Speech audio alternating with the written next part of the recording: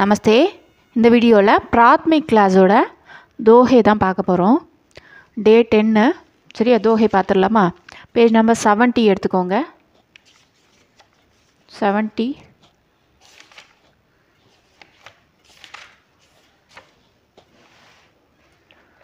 எடுத்துட்டிங்களா?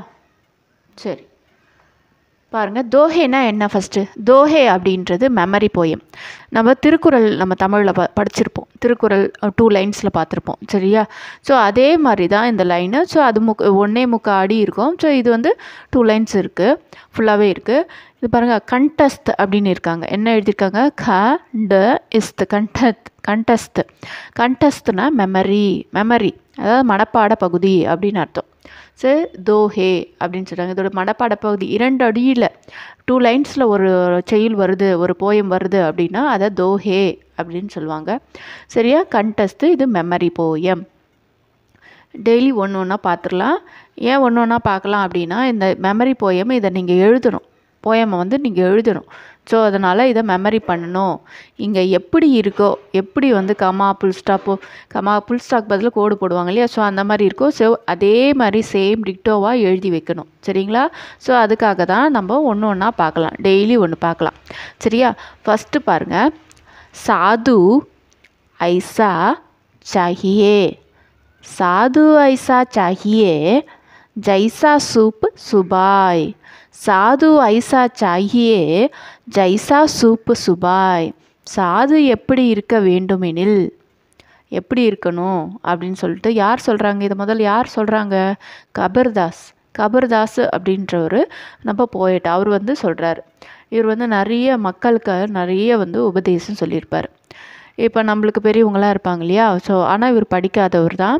ஆனால் வந்து கேள்வி ஞானம் அப்படின்னு சொல்கிற அந்த விஷயம் வந்து அவங்களுக்கு, இப்போ ஒரு விஷயத்த நிறைய வந்து எக்ஸ்பீரியன்ஸ் இருக்குன்னா அவங்க என்ன பண்ணுவாங்க? மற்றவங்களுக்கு உபதேசம் பண்ணுவாங்க.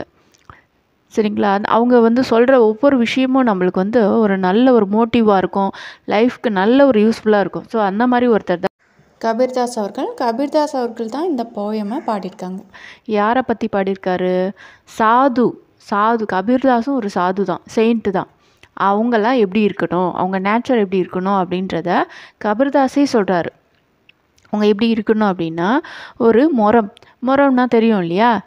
நம்ம பார்த்துருப்போம், வீட்டில் இருக்குது, அம்மா வச்சுருப்பாங்க, பாட்டிங்க வச்சுருப்பாங்க, அரிசி புடைப்பாங்க, அதெல்லாம் அந்த மாதிரி. அது என்ன வேலை பார்க்கும்? அந்த முறத்தில் வந்து நம்ம போட்டுட்டு கல் மண் இருந்ததுன்னா அப்படி நம்ம விசிறும்போது என்ன பண்ணோம்? கீழே வந்து கொட்டிடும். ஸோ இப்போ அந்த அரிசி மட்டும் நல்லா சேவ் ஆகும், நல்ல விஷயம் மட்டும் சேவ் ஆகும், கெட்டதெல்லாம் கீழே போயிடும் காற்றுல. ஸோ அந்த மாதிரி இவர் என்ன சொல்கிறாருன்னா, செயின்ட்டும் அப்படி தான் இருக்கணும், ஜைசா அப்படி தான் இருக்கணும். எப்படி? ஒரு முறத்தை போல் என்ன பண்ணணும்? இருக்கணும் அப்படின்னு சொல்கிறாங்க.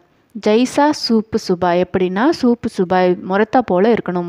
முறம் எப்படி வந்து கெட்டதெல்லாம் வந்து இது பண்ணிடும். ஏன்னா தூசி மண் அதெல்லாம் வந்து என்ன பண்ணும்? காற்றுல நம்ம இப்படி தூக்கி இது பண்ணும்போது காற்றுல போயிடும்.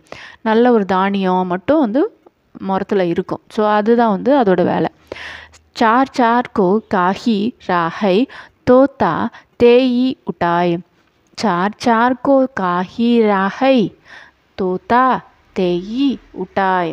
நம்ம கூட என்ன பண்ணணும்? மற்றவங்களுடைய அந்த முறம் எப்படி வந்து எல்லாத்தையும் நல்ல விஷயத்த தன்னுள்ள வச்சுக்குதோ அந்த மாதிரி நம்ம கூட யார் நம்பன்னா சாது, அந்த சாது கூட நல்ல விஷயங்களெல்லாம் எடுத்துக்கிட்டு மற்றவங்க கிட்ட இருக்க கெட்ட விஷயங்களெல்லாம் நீங்கள் என்ன பண்ணணும்? இக்னோர் பண்ணிவிடுங்க, தள்ளிடுங்க அப்படின்னு சொல்கிறாரு. இதை தான் வந்து சொல்கிறாரு. ஸோ அவங்க கெட்டவனாக இருந்தால் கூட அவங்ககிட்ட ஏதோ ஒரு நல்லது இருக்குல்ல, ஸோ அதை மட்டும் பாரு, கெட்டதை பார்க்காத அப்படின்னு சொல்லிட்டு நம்மளுக்கு இன்டைரக்டாக செயின்ட் மூலமாக நம்மளுக்கு சொல்கிறார். நம்மளுக்கும் அதே தான். சரியா? அதை வந்து நம்மளுக்கு சொல்கிறார், அறிவுரையாக சொல்கிறார். யார் சொல்கிறாரு? கபீர்தாஸ் சொல்கிறார். இப்போ இன்னொரு வாட்டி படிக்கலாமா? சாது ஐசா சாஹியே ஜைசா சூப் சுபாய், சார் கோ காஹி ராஹை தோத்தா தேயி உட்டாய். இப்போ சேர்ந்து படிங்க. சாது ஐசா சாஹியே ஜைசா சூப் சுபாய், சார் கோ காஹி ராஹை தோத்தா தேயி உட்டாய். சரியா? இப்போ இதோட மீனிங் இந்த பக்கம் இருக்குது, பார்க்கலாம். பட் மீனிங் வந்து எக்ஸாமுக்கு வராது. சரியா? மீனிங் எக்ஸாமுக்கு இல்லை. ஸோ அதனால் இது ஒரு வாட்டி வாட்ச் மட்டும் விடலாம். எக்ஸாமுக்கு இல்லைன்றதுனால இது படிக்கணும்னு அவசியம் இல்லை. கொஷின் எப்படி கேட்பாங்க, சாதுல ஸ்டார்ட் பண்ணி இது மாதிரி ஃபுல் ஸ்டாப் வச்சு உட்டாயில் முடிப்பாங்க. நீங்கள் வந்து இதை ஃபில் பண்ணணும். சரியா? எப்படி இப்படியே ஃபில் பண்ணக்கூடாது. நம்மளுக்கு இந்த 2 லைன்ஸ் எப்படி இருக்கோ சேம் அதே மாதிரி தான் நீங்கள் என்ன பண்ணணும், அங்கே எக்ஸாம் பேப்பரில் எழுதணும், கொஷின் பேப்பரில். சரிங்களா? இங்கே பாருங்கள், இந்த தோஹேவில் கபீர் ஒரு சாது எப்படி இருக்க வேண்டும் என்று கூறுகிறார். ஒரு சாது முரத்தை போல் இருக்க வேண்டும். முரம் நல்ல சத்தானதை தன்னுள் வைத்துக்கொண்டு மற்றவற்றை வெளியேற்றும். அதேபோல் சாது நல்ல விஷயங்களை ஏற்றுக்கொண்டு மற்றவற்றை தள்ளிவிடுவார் அப்படின்னு சொல்கிறாங்க. ஸோ இப்போது தமிழில் எழுத போகிறவங்க தமிழில் எழுதுங்க, இங்கிலீஷில் எழுத போகிறவங்க இங்கிலீஷில் எழுதுங்க. ஆனால் வந்து இதில் பொறுத்தவரையும் நம்மளுக்கு என்ன தேவையில்லை, எழுதணுன்ற அவசியம் இல்லை, ஒரு மெமரி மட்டும்தான். இது நம்மளுக்கு வராது. போயம் பார்ட்டில் தான் இந்த பார்ட்டு நம்மளுக்கு வரும். ஸோ இப்போ மெமரியில் இது வராது. ஸோ அதனால் உங்களுக்கு அது தேவையில்லை. உங்களுக்கு இந்த 2 லைன் மட்டும்தான் தேவை. புரிஞ்ச அந்த 2 லைனை நீங்கள் மனப்பாடம் பண்ணி எனக்கு என்ன பண்ணுங்கள், வாய்ஸ் மெசேஜில் போடுங்க. சரிங்களா? குரூப்பில் போட்டுருங்க. கிளாஸ் முடிச்சுக்கலாம். நாளைக்கு செகண்ட் ஒன்று பார்க்கலாம். சரியா? புரிஞ்சுதா? தன்யவாத்.